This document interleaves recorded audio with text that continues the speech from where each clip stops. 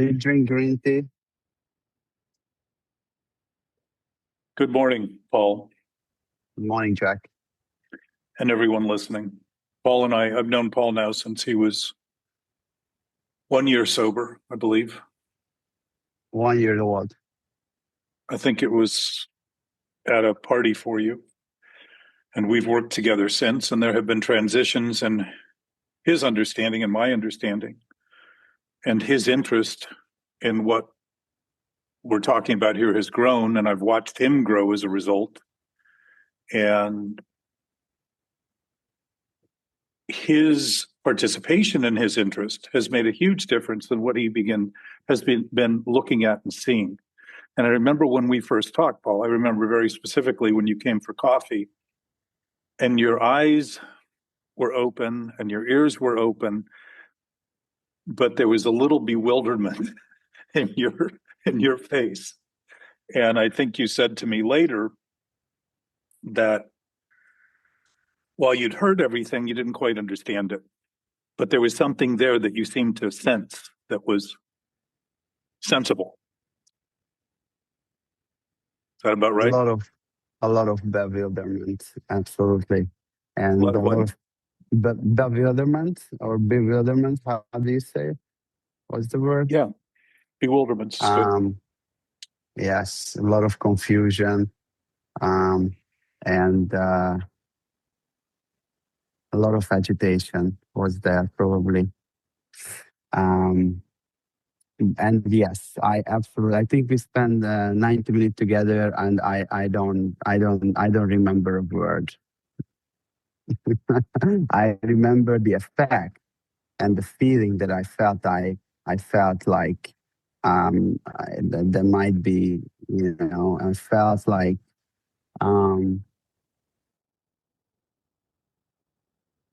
I felt inspired, and I felt loved, and I felt understood, and I felt kindness. That's how I felt when I left, but I don't remember a word. So let's think of that.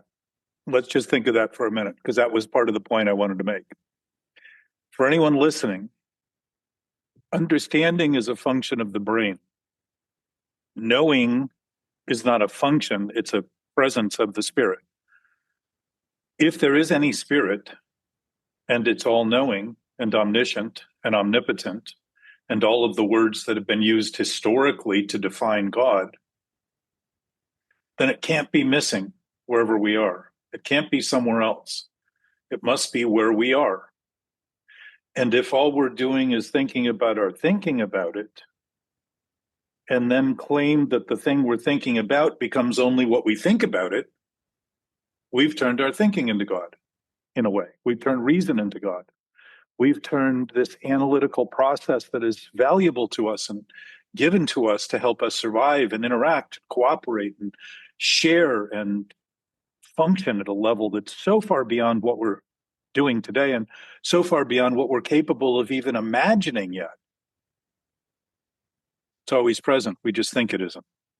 So we've reduced our entire basis to how and what we think of things as being what we call our reality, and wonder why we feel disconnected and alone, apart from, less than, unwilling, and all those things. We're absolutely willing to continue doing that and miss the fact of how willing we are to continue. Same with our drinking, drugging, or any compulsion. The willingness is never missing. The faith is never missing. We just have faith in faithless things, willingness to do things that are wrong. But the point is, Paul, because you just had a third birthday. I had a third birthday, yes, in February. So it's 2 years. That 3. awareness, 3, 2 since we met. That awareness was with you well before you understood what we were talking about. And now you're starting to understand it because you've been living with the awareness that you've been aware of it the whole time.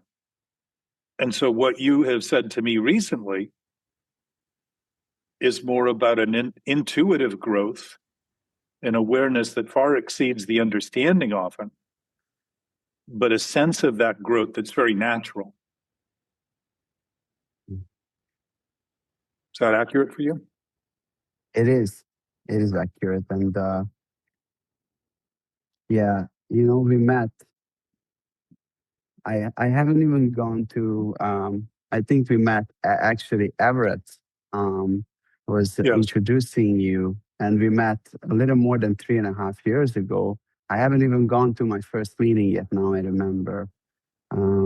We came to your house, um, and that was the first time. That's been I think I went after 2 weeks after my first meeting, and then, but I think you were the first person. I mean, Everett was my Eskimo who actually introduced to like the whole meeting, but you were the first person that Everett. So you are my second Eskimo.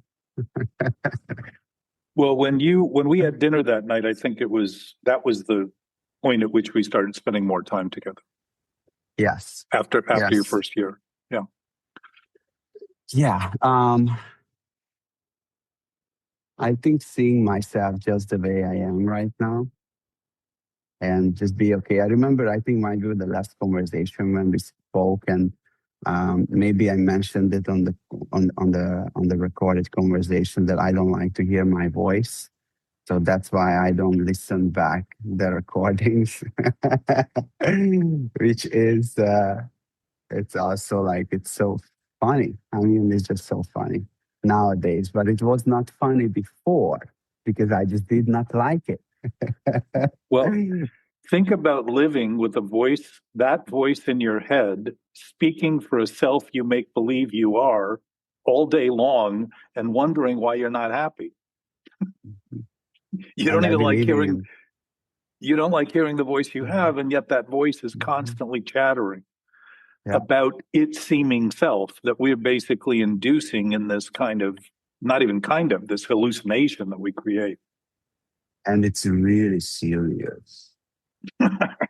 Yes. Really serious. Um, so yeah, I mean, like, I appreciate to have you as in this journey and discovery that I got to discover and explore more what is really going on in my brain and how to perceive it and um,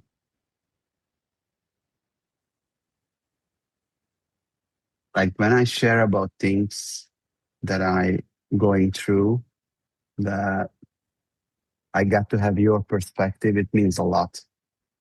And by the way, happy birthday to you, because your birthday was like last week. Yeah, last Saturday, 39 years. 39 years. Wow. I was not even planned yet. You were a thought somewhere. Maybe. So Yeah. I want to go back to the definition you used of feeling kind, loved, etc. You use those words. I mean, Jack, that was the whole reason why I was drinking and using and eating and all that, like um, physical escape and running away and wants to get away, is because I just felt this deep sense of isolation and not belong anywhere, and deep sense of disconnection, and having that feeling that you are actually okay and there's nothing wrong with you. Like, I always had that feeling when I meet you, and I still have nowadays, which I already have now. It's like, but you get to hold my hands, and we got to hold each other's hands until I don't need to have my hands hold anymore, because I can see a little more clearly. Um, and yeah, so that So feeling. let's look at that. Think of that narrative. It's a story about a hand being held, connection, softness, tenderness, guidance. Now go back to what you said earlier about the thoughts you had during that time. You didn't quite understand what was happening, but you had an experience, you had feelings. Give me the feelings again. Like total disconnection towards No, everything and every. the other ones. This is way back in the beginning of the conversation where you said kindness, Ah, love. yeah. Yes, kindness, empathy, just unconditionally love, not wanting. You just you had this that you just didn't needed me to do anything.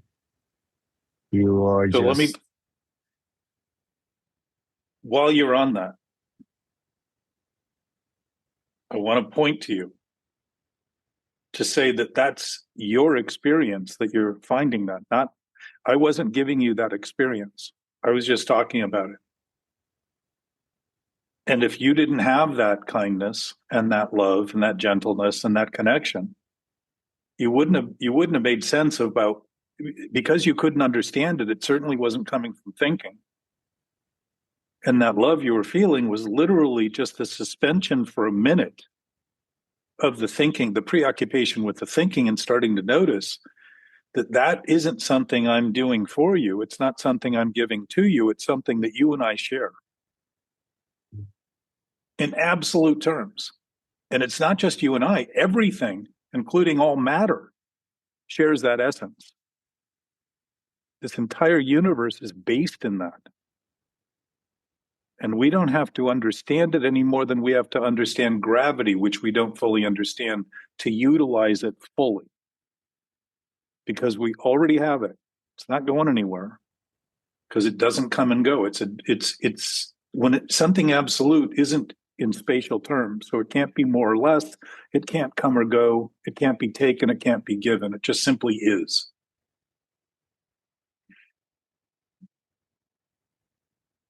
So now when you're struggling, for my experience was when I started noticing this in very sincere terms and started realizing that I wasn't making it up and it wasn't up to me to find it and it wasn't up to me to lose it because I couldn't do those things. All that was up to me for me to do was begin to concede it in my thinking and start to say, oh, I'm just thinking about things. And I have been thinking like a child is the only thing I can do because it's so fundamental to a child beginning to learn how to walk and talk and go to the bathroom on their own and start to function in ways that allow them to be less dependent on on grown-ups, other people. And yet we're still walking decades older in that same path to some degree, not reading the signs. But that awareness is something you always had, something you always are. That's your essence. That's my essence. That's our essence as a species and as everything, including matter. Just matter, rocks. Rocks know exactly what to do and don't argue with themselves. When it's time, they start to fall apart and break down into sand. And when it's time to reform, they reform. They abide by the dictates of what's happening, not what they think is happening and what should be happening and what shouldn't be happening and what would have been happening if this hadn't happened, as it's happening, like now. So part of what you called me early this morning was about noticing the disturbances and noticing the fear and noticing the discomfort. And I would suggest to you that that is equal to your willingness to look and to see what you're still doing in your thinking, not your reality, not your truth, just what you're doing within the context of your own thoughts. What seems like eternal damnation is the addiction to thinking about thinking as being the solution. So we pick up more thinking about the thinking to solve it and keep solving it, wondering why we feel afraid and disconnected and alone and less than and all of those low self-worth, low self-esteem, because we're doing inestimable things, worthless things. They're never going to add up to anything because they're just basically delusions, thinking about thinking about thinking about thinking as being our reality. So when you talk to me about those disturbances, what I know is that you're growing up, you're maturing, you're learning, you're willing to start facing those things. To see them is to start to admit they're there rather than make believe they shouldn't be and pretend that you go numb to them and defy them and deny them and act as though they're not going on. That's just another level of delusion. To start to have them now allows you to have something to have or not have. If you don't think you have them, you're never going to have them sufficiently to let them go or let them be or start to have them as they are and see that they're just thoughts. Yeah, I I think I see that I have them. I just did not look at it and had the willingness to look at it accurately. Um, and I allow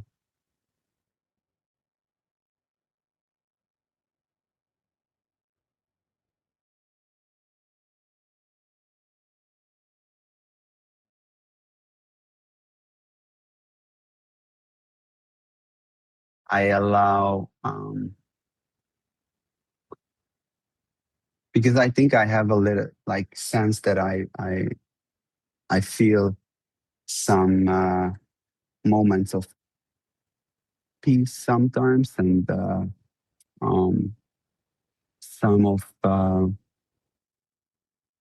just a little rush. And I see when those disturbances comes, and I get into this urgency when it's like you have to do this and you have to do that, and if you're not gonna do this and that, then it's gonna be this and that, and it's those disturbances that I would like to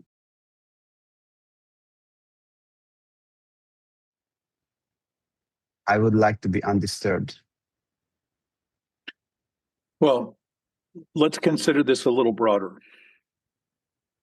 The nature of that thing you think you occasionally experience, that peace that seems to be there almost unexpectedly at times, is the nature of your nature and our nature and the nature of this universe. Perfectly still. Any absolute infinite source doesn't have parts and pieces to conflict. It doesn't have beginnings and ends to start or stop. It's just an essence that's undeniable, and yet we can deny it in thought. Doesn't mean it's denied. It just means that we're thinking it's denied, creating an opposition in our own mentality, not in reality. So the awareness you've always had, Paul, is that those disturbances, exactly what the 12 and 12 says in the 10th step, I think it is, whenever we are disturbed, no matter the cause, something is wrong with us. It's the thinking we're doing about reality, about life, about love, about this absolute state that we're in. So the disturbances have been evidence of your awareness the whole time. But since you don't see them as things you think you want, you're not learning from them and taking their guidance. And so you think that you need to get out from underneath them, get over them, feel better about them. And that's the addictive trend. That's the addictive mental trend. I'm going to fix it by continuing to do the wrong thing. I'm going to drink more to feel better about what's happening. When the drinking is killing me and the drugs are killing me, and I don't quite know when that point that my tolerance will be exceeded, and I just either pass out or overdose and die. Yeah. Um, well, alcohol like wasn't really enough for me. I was moving to the higher high, longer, Well, this faster, the thinking faster will never recovery be too. enough either. The thinking will never be enough either. Yeah. So a point about that is the disturb we can be thinking about fictions as reality in our own thinking. And since our body is geared towards survival, it gives us alerts, disturbing alerts, that what we're doing is not supporting our survival. It's not acting on behalf of our survival, our ability to grow, develop, think abundantly, and express and function abundantly. We're not doing that. So the effects you're feeling as you have your whole life are accurate assessments of the thinking you're doing. Those effects that are disturbing are the opportunity to look at a curriculum, just like if you were in a class and the teacher puts the lessons on the board and you want to erase the board and think it's not there, while it's giving you the information that you've decided you want to learn to come to terms with the subject, and you're the subject in this case. So the effects have always been accurate. But if the thinking that's creating the effects is based on fiction being thought of as reality, what we do then is read the effects backward. So rather than operate on the basis of survival, we completely flip our survival instinct backward because we make believe we now have to get away from those things and stay away from those things and feel better about those things and get over those things rather than learn what they're telling us and listen and say, oh, it's telling me I'm thinking something disturbing. I'm thinking a lie. I'm thinking something that has no basis in reality. It's telling me that, but I'm not listening because I want to be in control. Why do I want to be in control? Because the thing I'm thinking about is completely out of control. The self I imagine myself to be is completely out of control because it's completely within my control, and I'm denying the control that I'm having to create it in my own imagination. That's what obsessive thinking is.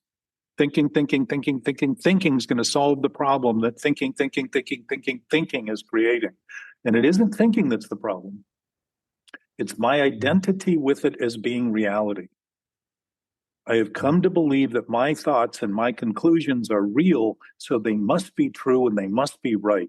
And humans have fought righteously against one another since the beginning of recorded history.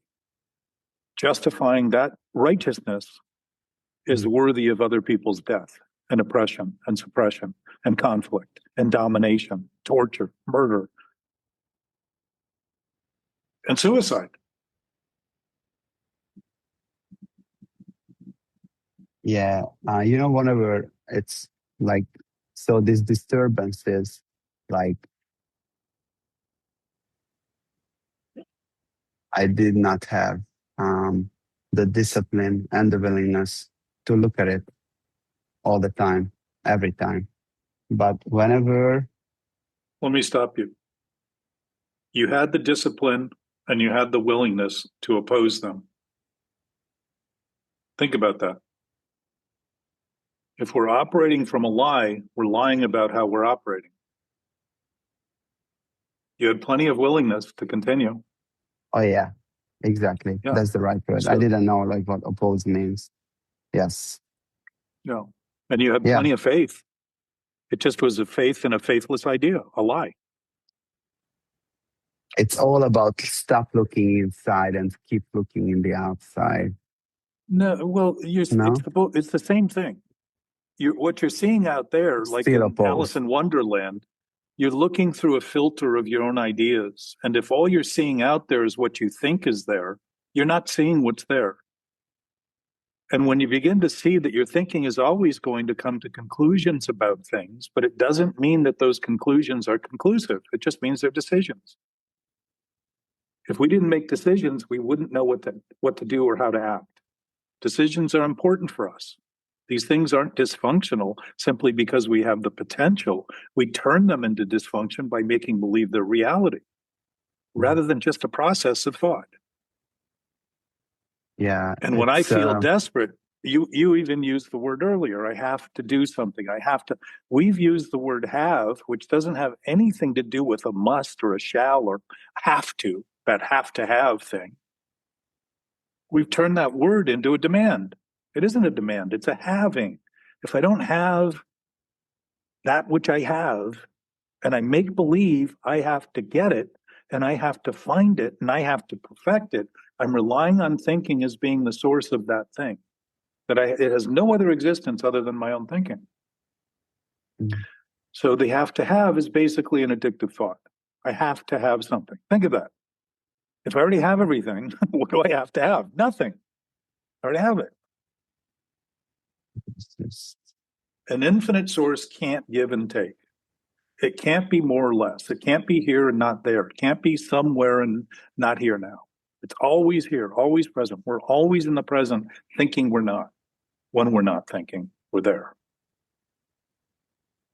like the word the word like resistance, not a word, but like that's just like I well, that's what I have. The disagreement and resistance, but also the like, all these things is like not willing to listen, not willing to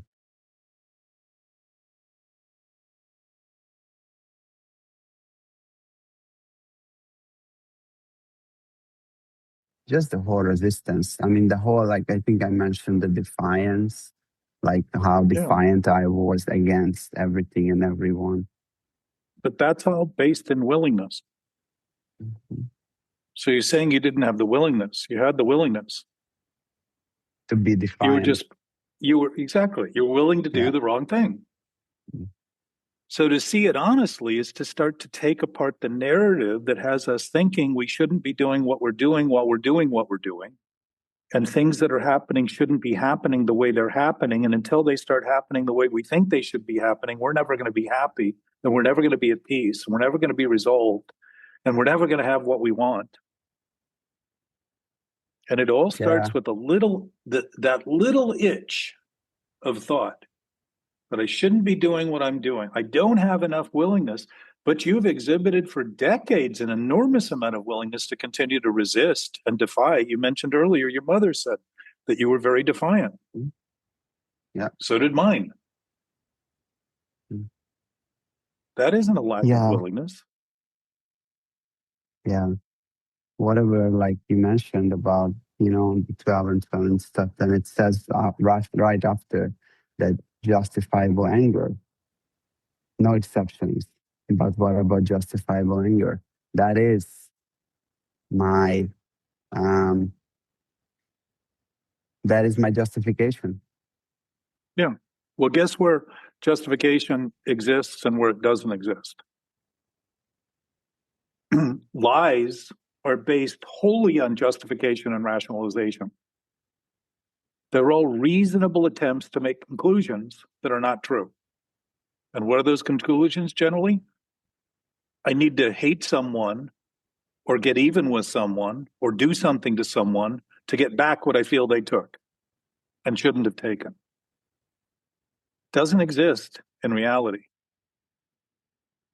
The universe is not vengeful. It does what it does as it does and has done it so long as to allow us to even have this conversation, to exist as a species.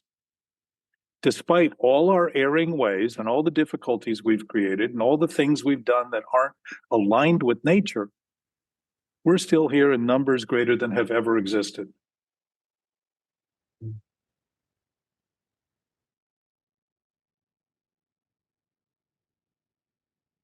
What I learned was that as soon as I have a thought that isn't true and I make believe it's true, I start to get an itch like a mosquito bite, Mhm. and I start scratching it, and that itch gets worse and worse and worse. And the only thing I can think to do is keep scratching it. And when I thought I couldn't drink or I couldn't use pot, I kept using pot to prove that I was wrong. I kept smoking over and over rather than see that I finally came to terms with the fact that I could do this all day long. I'm absolutely free to do it. And as I began to think in those terms after 15 years of chronic pot smoking, within 10 days, I said, oh, this makes no sense. This is crazy. Simply by conceding the fact that I am free. Page 84 and 85. Taken to a place that it seems like we've been taken to that place of being protected and safe. No effort on our part at all. We're not fighting anything or anyone anymore. Well, we have been taken to the place because whatever it says in that first 83 page. If I We've always been do, there. If it's a place we can't leave, we're finally starting to see that it's where we've always been. But again, we think of it in spatial terms. Bill was talking about it in terms to help the person who's just being introduced to this whole concept. Because we're used to going someplace and we're used to thinking we're not there when whatever that place is we think we're going to get must be there when we're not there for us to eventually arrive. Right? If but I'm going to the movies, there must be a movie theater sitting there when I can't see it. There must be some place for me to get. It isn't because, in spiritual absolute terms, it isn't because I'm finally arriving there. It's because I'm finally noticing that I'm there. Rather than being preoccupied with the ideas I have that pronounce the fictional account of I'm not there, I need to find it, I'm lost. And rather than see that that's an assessment, an accurate assessment of my own thinking, my own lost thoughts, my own lost cause, my own lost ability to notice that I'm creating that. What I'm creating is what I think is a reality that has me devoid of all those natural aspects because it has no natural aspect in that creation. It isn't the creative reality, it's just creative ideas that I can imagine are true when they're not.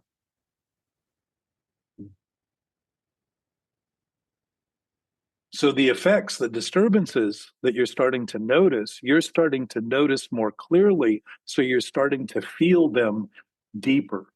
They're bothering you more than they used to when you thought they weren't there and shouldn't be there. And you were busy, distracted, but with all the things you could do to keep yourself 10 feet out of their path as though they were running after you. And that's all just imagined. So the effects have been real in your body while the fictional story, if I think that the entire world is going to be knocking on my door with bats and knives and guns, I'm probably going to be afraid at home if I really believe that story. So why would I feel any less fear when in my own brain I'm creating an idea about myself that's wholly created on the basis not of reality, but my own imagination, that I then start to believe in as who I am. When it takes all my attention away from the actual circumstances that are happening, why wouldn't I feel threatened? And how much deeper could it possibly be in my experience? Since my pain and pleasure zones are in my brain, and here I'm intoxicated with this idea that I'm developing about a story that I think is true and real, and wonder why I feel haunted, as deeply haunted as I can possibly feel, because it's happening in my brain, where I get to freely choose what I think. And I'm the one imposing that.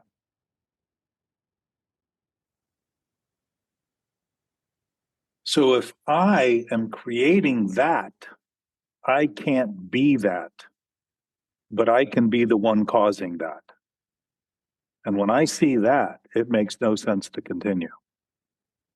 But it might take a minute to start dealing with the depth of that experience in my body, because I've been storing that fear for years in anxiety, in stress, in tension,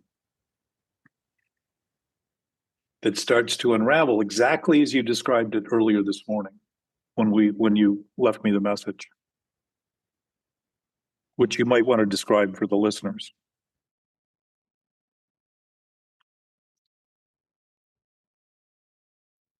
I think what I'm discovering that um, I'm I'm doing another inventory, and I'm doing a little more thorough. I mean, not a little. I'm doing as much thorough as I ever did, and I look at everything and everyone that it happened. And I think I also like become more sensitive, and I think like I have the willingness for sure to look at everything now, without wants to get away with, or like those are not important people, or that's not, it wasn't too big, or like all that stuff on the resentment, the fear and shame and guilt and harm done to others in sex inventory, that I got to see it first time, that all these things that happened to me, or those people did this to me, that I generated how I think about them, what they did to me. So it Right. wasn't about them at all. It was just what I make up on it. So it's all distorted. Well, you used them. But I You use used them them. to have my story. But now think about this, though. You took advantage of them. Now, you can see that as something you shouldn't do, or you can see that they had an advantage to take by offering you the perspective that you're now using to thank them rather than resent them and regret them. Because they've now helped you. They have given you, without even knowing necessarily that you've been using them in that way, their perspective, your perspective of them is now giving you a chance to notice how valuable their perspective is and the impact that you've had on your own thinking about them as being less than able to offer you that advantage. You've been thinking about them as the problem. You've been thinking about them as the ones that did the thing that you've been responsible for maintaining since they did it. You did what they did years longer than they did it and think that they're the problem. All my life. Yeah. All my life. All my life until I, like, even in my first year of sobriety, like somehow, some way, that was just enough to get out of that physical addiction part. Um, not thinking, not the thinking addiction part.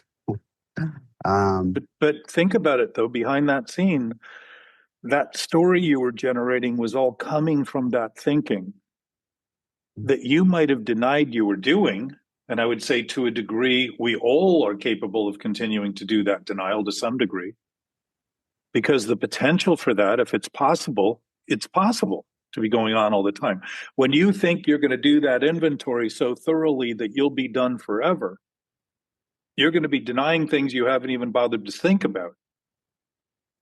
Because we have this thing called the subconscious that we think we're not aware of, and yet talk about it openly as the problem.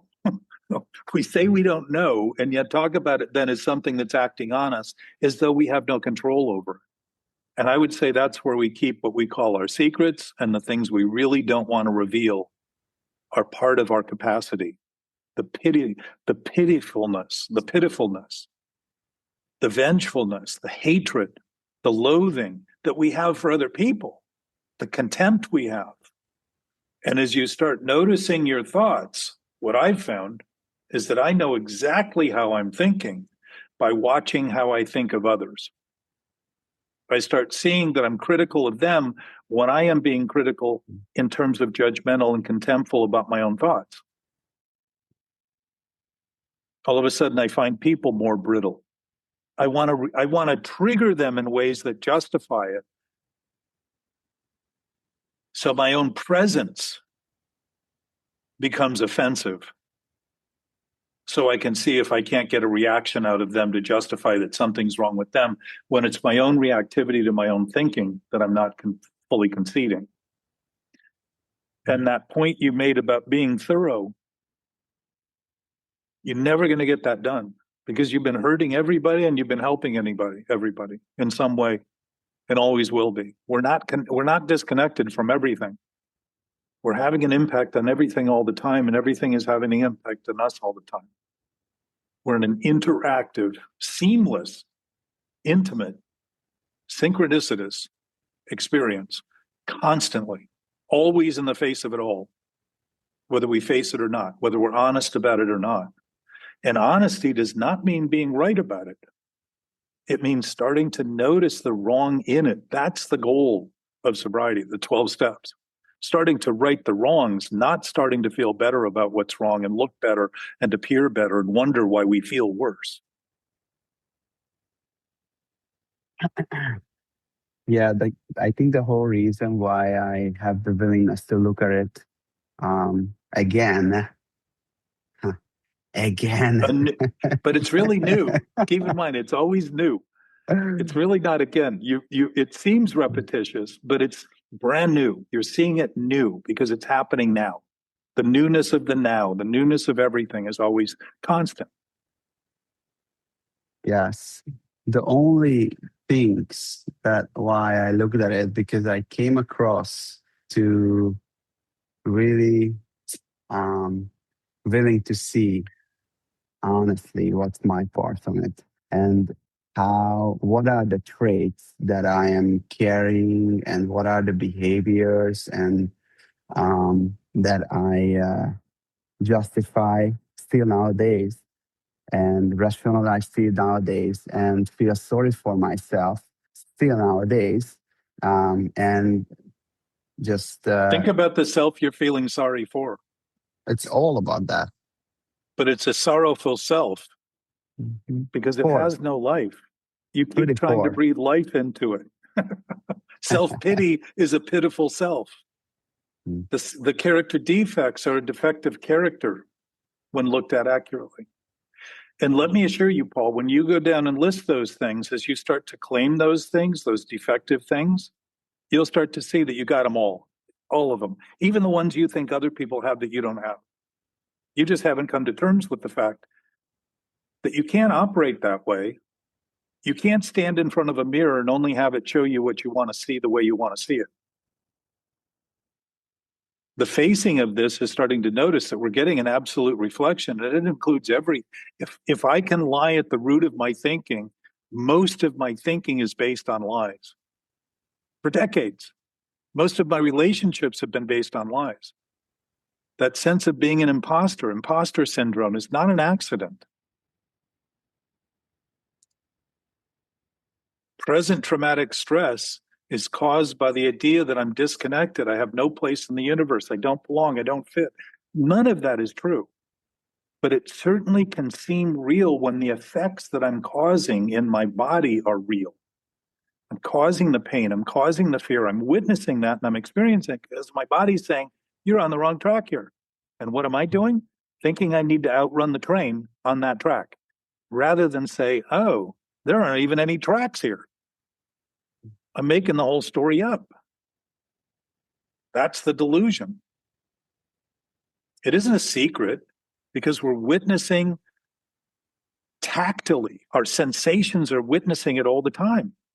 That disturbance, that potential piece. We're navigating it constantly and thinking we don't have anything to do with it. So why do we have that? Um, I looked up the word and definition. It says constant fear of being found out as a fake. Is that a right definition? Give me that again. Constant fear of being found out. Being found out as a fake. Yeah, People think with about it. feeling doubt their own work and skills. They think their success is just luck, even when they have proof they did a good job. So think about it. If the idea we have about ourselves that we keep feeding with more thoughts about ourselves obsessively, which is what the mental obsession is, it's maintaining a delusion as reality. If it's true, we would feel fulfilled, but we don't. We feel fake. Why? Because it's fake. It's an imposition we're creating, which becomes depressing by continuing to create it. It isn't true, but the effects of it are depressing, and that's real. It's telling our body's saying, I don't have an opinion about what you're doing. I'm a perfect mirror of the choices you're making. And my sense is, Paul, our guidance system is giving us that information. And the addiction has been misreading it for centuries, just like the fact that alcoholism seemed incurable until the 1930s, but it was written about 4,500 years ago in the Bible in terms of a problem. And plus time. There were other issues that had been accounted for through history. It takes us 4,500 years to come to a solution or more of a problem that's clearly been socially disruptive, that does not bode well for our ability to look at things accurately and honestly and start to confront them in ways that allow that intuition to become precedent rather than something that we think is some strange confluence. Intuition is knowledge beyond reason. It means we have an awareness that isn't reasonable and it isn't logical. But if the logical, reasonable thinking we have is thought to be primary rather than secondary, rather than a product of reality, we got it all backward. And we've been thinking that way through history and still are. So my job isn't to tell everyone else what they're doing, but I suspect it's not too different than what we're doing. If we're based on the same platform genetically, the problem is we're probably reacting in the same way over the same things. So my job is to notice my commitment to that, my failings in that regard, my shortcomings in that regard. And I can guarantee you there are times every day I notice how paltry I am and how shallow I am in my thoughts. But it's like a sailor at sea thinking that because the weather report was good, that when he comes against a storm, that he should deny the storm and wonder why the ship is sinking. It's exactly what we do. We know the peace, we just haven't come to terms with the expression of it and the interaction over it. And my sense is we're offering each other the perspective, but we're using blame and fault and shame as a defense mechanism against the contempt that we have for our own experience, because we have not come to terms with the fact that we are at the center of that problem. And I mean central to it. I mean not a side note, not something kind of happening occasionally, but dead center of it constantly. And why do we have that? Because we have an urge to survive and our body is giving us good information and we are continuing to misread it as addictive mental state, in an addictive mental state, thinking my thoughts are true, my thoughts are real. Why does this keep happening to me? It's what we ask. Why do these circumstances keep happening to me? Why do people keep doing this to me? It's not true. I'm doing it, and then I use people to justify I have nothing to do with it. Think about that plea alone. I have nothing to do with it. Think about that. That is a prayer for not even existing. Think of how crazy that is. And then we wonder why suicide rates, we're the only species that has suicide rates that are at near all-time highs. Literally all-time highs. And the only thing recently that has helped reduce overdoses is a new chemical for people to use when they're up against an overdose so they can save themselves. Well, we're not thinking about what is it that's causing that addiction to drive somebody to the point where we even call it socially accidental overdoses. That would be like somebody accidentally hanging themselves. It's not an accident when you put a rope around your neck and jump off a bucket. Those aren't accidents. But we can be blind in our own thinking to think we're not even thinking what we're thinking, and so we're victims to circumstance, as we say, when in fact that is not the case at all. It's just another way of trying to avoid and deny and feel better about what's happening while what's happening is actually getting worse. So I think that's what I'm up to.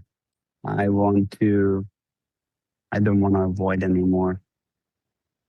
I'm actually ready to put down the mask. Totally. And I want to consider that to a degree you don't want to. Start to consider the part that you think is so obscene to admit, and start to admit that you actually have some will to continue. And it'll be easier to start to notice those things rather than have a predisposition to ignoring those things to support the thought that you're really ready and you've done it all. I've seen this so many times with people where I did a thorough inventory and I really see it all and there's nothing left. And yet they're reactive in conversations to even consider that there may be more, which is perfect evidence. We're That's always exactly up what I'm against up more. to. Yeah, Like we're always up all, against more. like the justification again and more. Um,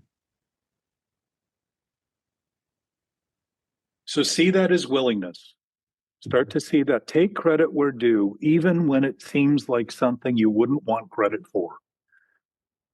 And you'll begin to do exactly what it's talking about. We stop fighting everything or anyone. Why? Because a position of neutrality isn't it isn't taking a position. It's knowing that we're free to take either position, left or right, up or down, good or bad. Always free, always free, always free, never condemned. The addictive thinking is what gives that impression, and we are the ones causing it as a justification to make believe we're not doing it. That is a prayer for non-existence. It's a prayer for suicide. It's a prayer for ending it all in the name of thinking that is, we're so afraid of the idea that it might actually have us be embarrassed about what we're doing and be the laughing stock, because it's laughable for us to do it and take it so seriously. And as you know, as we've witnessed in our conversations, when you see some of those things, you start laughing at things that you have been mourning and grieving and crying about. It doesn't mean that potential to grieve and mourn goes away. It just simply means you're starting to see that if you're out in the ocean and the wind picks up, you're probably going to deal with swells. And if you're dealing with swells, they could be big and they could swamp the boat and they could do all sorts of things that are difficult to manage. And you may not manage, you may not survive, may not work out. But if you're thinking it isn't happening, the chances of it working out are much less than if you're actually facing the dilemmas and the situations honestly as they're happening. Honesty is not about telling the truth. It's about beginning to be accurate about the wrong.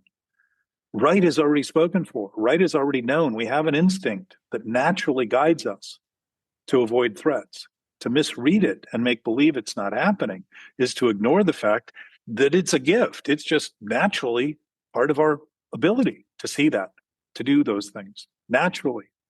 And that threat level is happening in our brain telling us you're not thinking sanely. It's giving us that impression. And we have to be willing to create that stuff because it isn't in reality. It's simply in the thinking we're doing about reality that struggle exists. I have to be willing, literally have to be. So now when talking about addiction, willing to continue to maintain the idea that isn't true, to make believe I have nothing to do with it. I'm the thesis and the antithesis, the master and the slave. I'm trying to wrestle something down that I keep making bigger to make sure it survives because I think it's who I am and my life depends on it, and it doesn't. That thing we call ego is just a mistaken identity. And the word ego actually means I. That's what ego means. So when I am thinking to myself, I must have a split personality to be doing that. And the word disorder is not an accident. Healing is our nature. Disease is the exception. Sanity is our nature. Insanity is the exception. It's the thing we think is acceptable and exceptional because we can make it up.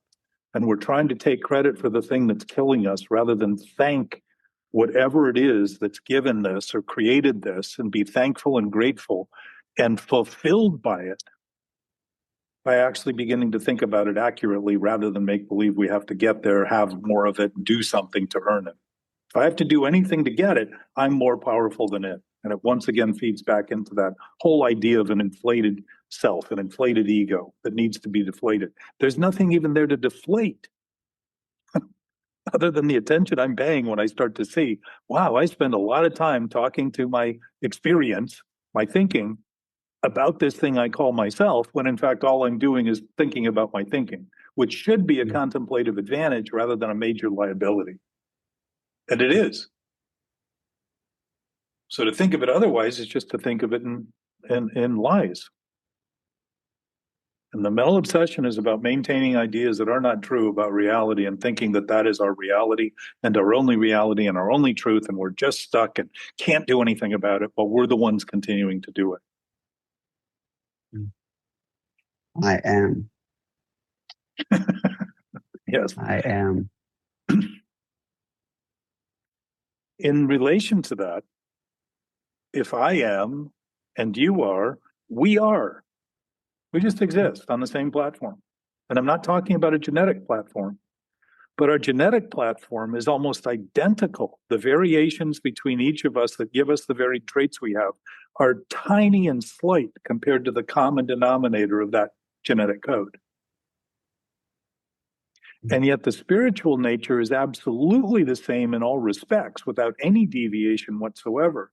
And my experience has been we generally don't really understand the concept of absolute and infinite and all knowing and omniscience and omnipotence. Those aren't things that have any exception, no option. And yet, while they're not a choice, you can't be condemned to having been given everything. Condemnation generally suggests we've been held back, taken from, withheld. In this case, you can't be condemned to having been given everything. There's no condemnation in that.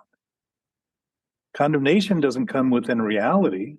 Conflict doesn't come within reality. It comes within our ideas about it that are conflicted. And to start to see that is to start to laugh rather than cry over the seeming impossibility of it and start to say, oh, is that all I've been doing?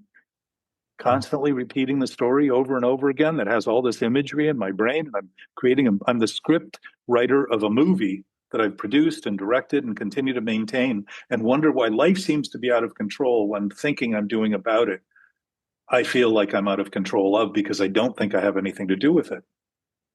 Be a perfect way to ignore what's happening. Yeah. Most people try to live by self-proportion. Each person is like an actor who wants to run the horse show. Is forever trying to arrange the lights, the ballet, the scenery, and the rest of the players in his own way. Now, think of how beautifully written that is.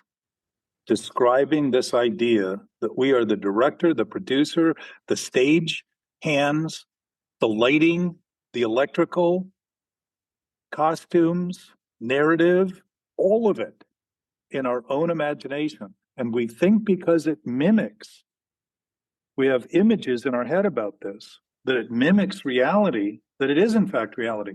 That's like going to a movie and fearing for the life of all the actors and actresses you just witnessed when the movie ends and the credits start rolling. Think about that. When the credits roll, the actors are no longer there. We don't want to take credit for the fact that we're creating the actors. We don't want to take credit for the willingness it takes to do that and the faith that it takes. Unlimited faith, never enough. Never going to make it real. Never going to make it true. It's only going to make it an image, a narrative. That's what it is. It isn't reality. It's just an image. It said it so beautifully right there. You know, the first requirement that we be convinced that any life run on self-will can hardly be a success. Yes. So On think that about basis, the self he's defining is our willingness to maintain the idea about our thinking itself being ourself. All we've done is taken this contemplative advantage that we have and turned it into a liability, and we make believe that we're not doing it. That's the denial, the delusion, the defiance, the defense, the reactiveness, hyper-reactivity, impulsivity, and compulsivity. Trying to escape, trying to get away, trying to get over it, trying to have enough faith in God to finally get over it. We can't overcome the faith we have in the self we have if we make believe it's real. There's no way to do it. We're not going to have enough faith. We try to compete with God. We're not even thinking about God. We're thinking about an idea now about God trying to save us from a self that doesn't exist. How could the ideas we have about God even come close to what God actually is if they're coming out of a fictional narrative about the self we're trying to overcome? It's crazy.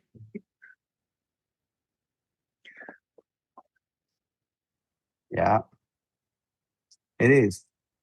It's just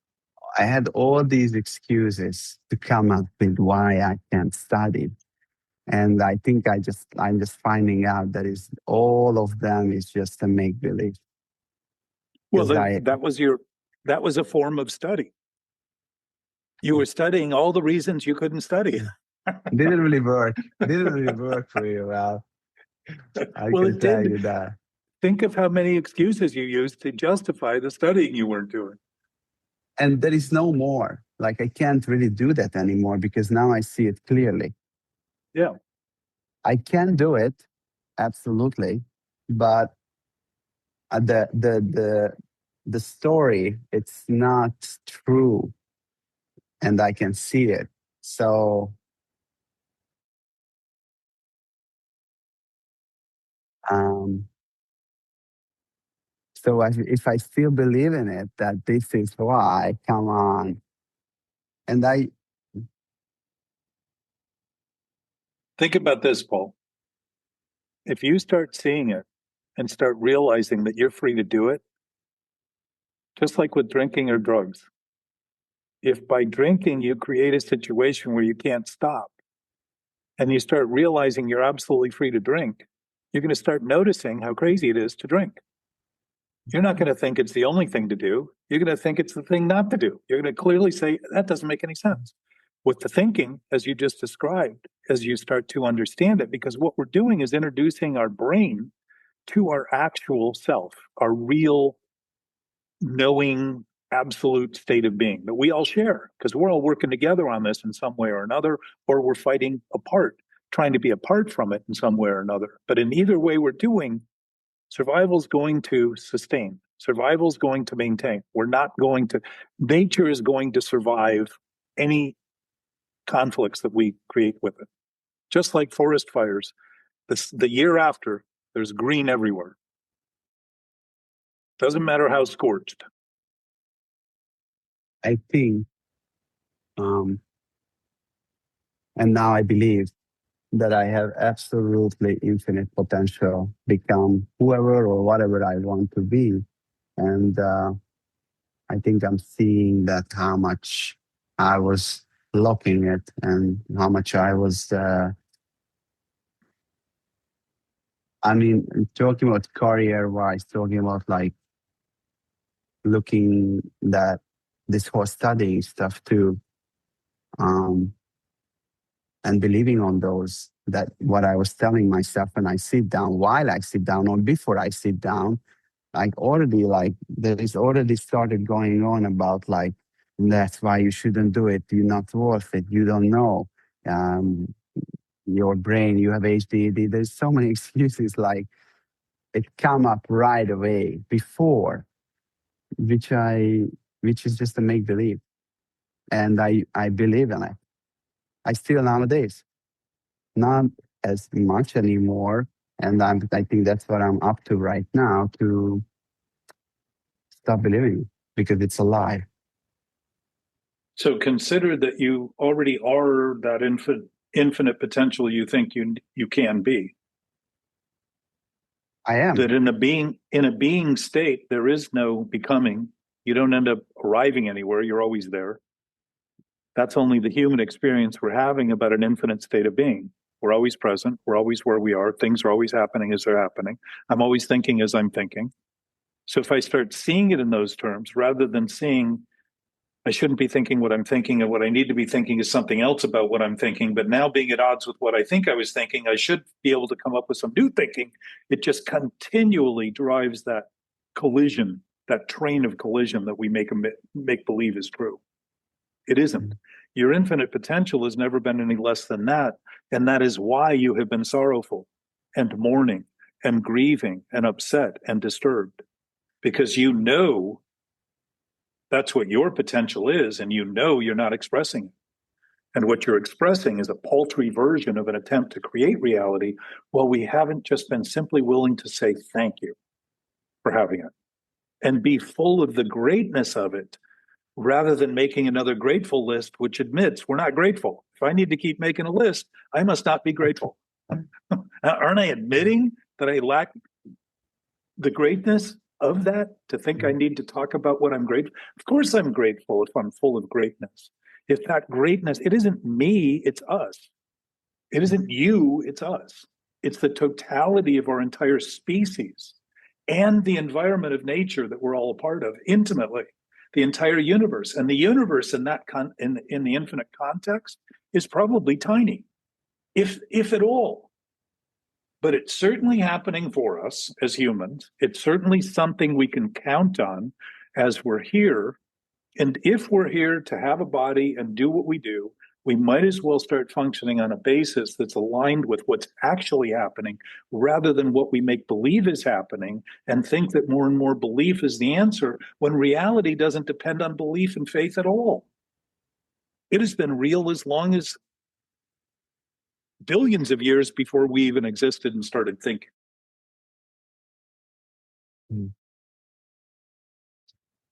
Yeah. I think all these discoveries, I think it's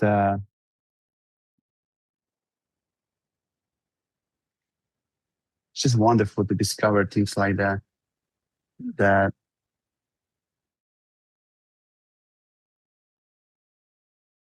came to a conclusion. And by the way, I have not, I don't sleep at all. I didn't sleep like the last 2 days. I don't know, probably my subconscious or whatever is going on that I'm doing this inventory again and going back to like going back to the past a little bit. And but I've been like so disturbed. I've been like up every hour, and throughout the day I don't really like dwell on it. Once I sit down and I do it, once I sit down, but in between I don't really think about it much. Doing my thing and go about my day. But at night, it's going on about all this molestation. Like I think I talked to you about that things too. So Yeah. I think I first I review it, that this whatever all these things that happened to me in those early ages.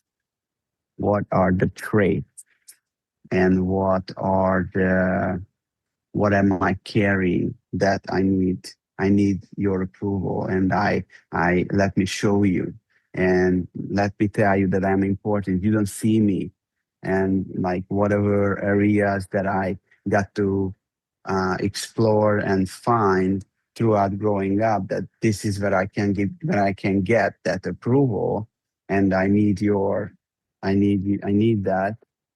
that I just went for it, and that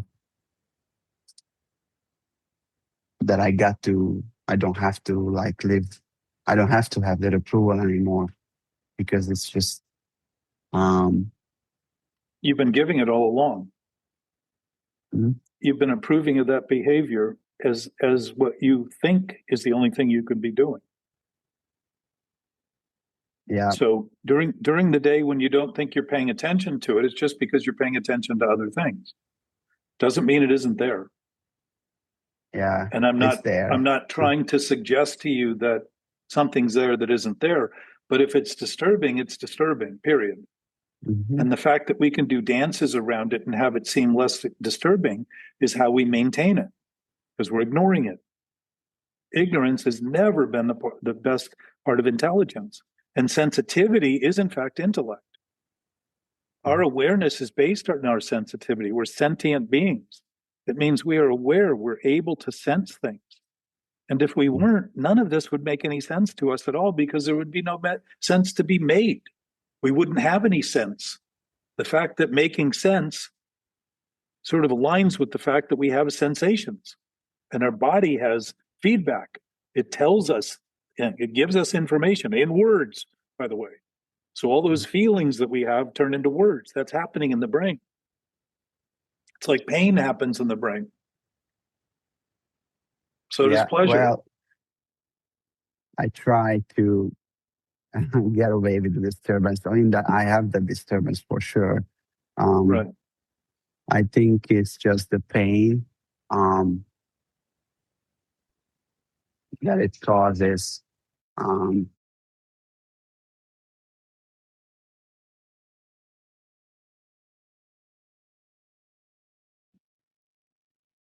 yeah, I mean, and